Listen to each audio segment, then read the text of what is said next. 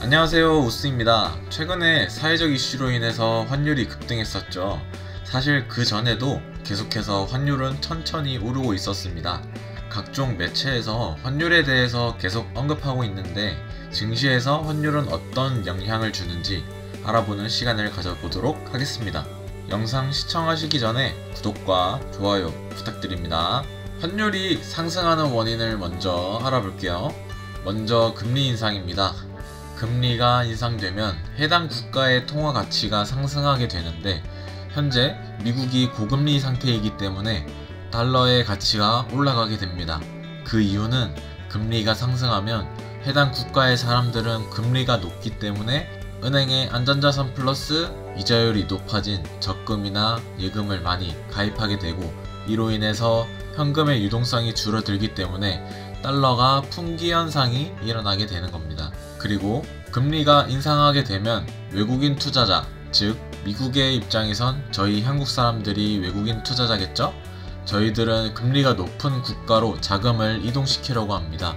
그 이유는 달러의 가치가 높아지고 원화의 가치는 보통 그보다 덜 높아지거나 유지되거나 낮아집니다. 그래서 원화의 가치가 더 떨어지기 전에 혹은 달러가 더 상승하기 전에 달러로 자금을 이동시키려고 하기 때문입니다. 그래서 해당 국가의 통화 수요가 증가하게 되고 통화 가치가 상승하게 되는 겁니다. 다음은 경제의 성장입니다. 경제의 성장세가 가파른 국가의 통화 가치는 상승하게 됩니다. 이유는 해당 국가 경제가 안정적이고 미래 성장 잠재력이 크다는 의미이기 때문입니다. 그래서 미국의 GDP는 계속해서 안정적으로 성장하기 때문에 달러의 가치가 계속 상승하고 있는 이유입니다. 다음으로는 정치적 안정성입니다. 정치적으로 불안정한 국가는 투자자들의 신뢰를 잃어서 통화 가치가 하락하게 되고 투자금이 점점 하락하게 됩니다. 한국은 북한과 종전이 아닌 정전 상태이기 때문에 대표적인 코리아 디스카운트라는 정치적 불안정성이 있기 때문에 한국은 늘 리스크를 안고 있는 상태입니다. 다음으로는 국제 정세입니다. 2024년도 연말 환율이 급등하게 된 대표적인 이유죠. 국제 정세가 불안정하게 되면 안전자산으로 간주되는 달러로 수요가 증가하게 되며 달러의 가치가 상승하고 원화의 가치는 하락하게 됩니다. 그로 인해서 환율이 상승하게 됩니다. 이외에도 인플레이션 압력이나 경기 침체의 우려, 안전자산 선호 현상 강화, 시장의 내부적 요인도 영향을 주게 됩니다. 인플레이션 압력을 간략히 짚고 넘어가자면 인플레이션이 올라간다는 뜻은 통화 가치가 하락한다는 뜻으로 저희로 치면 원화의 가치가 하락하게 되는 거죠. 그래서 물가가 지속적으로 상승하게 되는 것이고 수입품의 가격 또한 상승되기 때문에 환율 상승의 원인이 될 수 있는 겁니다. 그러면 환율이 상승하게 되었을 때 긍정적인 영향은 무엇인지 알아볼게요. 첫 번째는 수출 기업의 이익 증가입니다. 환율이 상승하게 되면 수출 기업은 해외 판매에서 더 많은 자국 통화 수익을 얻게 됩니다. 그래서 기업의 수익성 개선으로 이어지고 재무 상태가 강화되어 글로벌 시장에서 가격 경쟁력을 높일 수 있죠. 수출 기업의 실적 개선 전망은 투자자들의 관심을 끌어 주가 상승으로 이어질 수 있습니다. 특히 수출 의존도가 높은 산업의 기업들이 주목받으며 IT, 자동차, 조선 등 수출 중심 기업들이 혜택을 받게 됩니다. 두 번째는 외국인 투자자 유입 증가입니다. 원화 가치 하락으로 인해 한국 주식의 달러화 기준 가격이 상대적으로 저렴해지게 되면 외국인 투자자들에게 매력적인 투자 기회를 제공하게 되고 외국인 자금 유입을 촉진할 수 있게 됩니다. 한국 증시에서 2024년 12월 어느 거래일의 외국인 거래금 비중은 33%나 되어 외국인의 투자금 유입은 증시에 유의미한 증시 변화를 일으킬 수 있습니다. 이젠 반대로 환율이 상승하면 부정적인 영향을 알아볼게요. 첫 번째는 수입 기업의 비용 증가입니다. 원자재와 부품 등을 해외에서 수입하는 기업은 환율 상승으로 수입 비용이 증가하게 됩니다. 이는 생산 비용 증가로 이어져 기업의 수익성이 악화되고 소비자 가격 상승으로 연결되어 수요 감소와 매출 하락으로 이어져 빚어낸 수익성의 악화는 투자자들의 우려를 낳아 주가 하락의 요인으로 작용할 수 있게 됩니다. 수입 의존도가 높은 산업은 정유, 화학, 항공 등의 업종이 해당됩니다. 두 번째는 기업 및 가계부채 부담 증가입니다. 환율 상승은 외화부채를 보유한 기업의 이자 비용을 증가시킵니다.